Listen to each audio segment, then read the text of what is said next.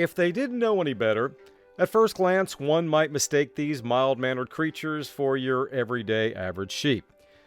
An easy mistake to make, but in fact, these are a very coveted breed of goat. They're Angora goats, and they produce mohair, and they are originally from Turkey. They wouldn't let them out of that country for hundreds of years, and they finally made it out. And they finally made it down to Texas, and there's a lot of Angora goats in Texas, and they're the only goat that grows mohair. All other goats have some amount of cashmere. So if you want mohair, you have to have Angora goats. And they're just cute. The horns are handy, and they are so much like sheep, though. They're not usually the fence jumpers, and they're pretty docile. They like people. They're very friendly.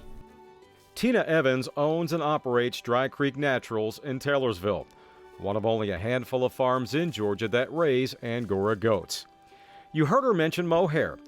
Well, believe it or not, mohair is actually talked about in the Bible during the time of Moses. It's both durable and resilient, easy to dye, and crease resistant. But arguably, the most impressive feature of mohair, it's fireproof.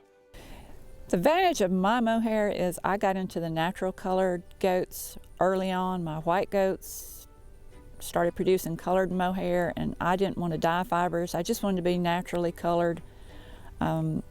Most of my customers do like all the dyed colors, but I love the natural colors, and it's soft, it's silky, it's warm, it's cool. It's just a really good feeling fiber. When you don't feel good, you can just rub on this mohair, and the energy, whatever, it's just a feel-good fiber. The animals are small, they're easy to take care of. There is a lot of care. Mine get a show ration. They need a lot of protein. They need a lot of good roughage, and they get pasture. They need shorn every 6 months. And their hooves grow fast because that mohair is growing fast, so they need a lot of foot trimming. Parasites are an issue down here in the south because we are wet and we have a lot of grass, and you have to stay on top of that. It's just like any fiber growing animal. There's work involved, but the finished product is way worth it.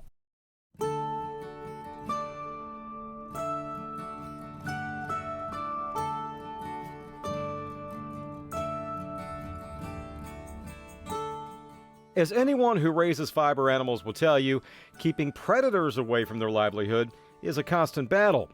Tina, however, is the exception. In the 40 years she's been doing this, she has never lost a single animal. Not one. Yes, she admits to having some close calls from time to time, but with guard dogs like this on the property, she sleeps a little easier at night knowing they've got it covered. I have 4 Marimas right now. They're an Italian dog. They're very good dogs. They don't roam. They've not been in the country long, and they've not been spoiled. They've not been ruined.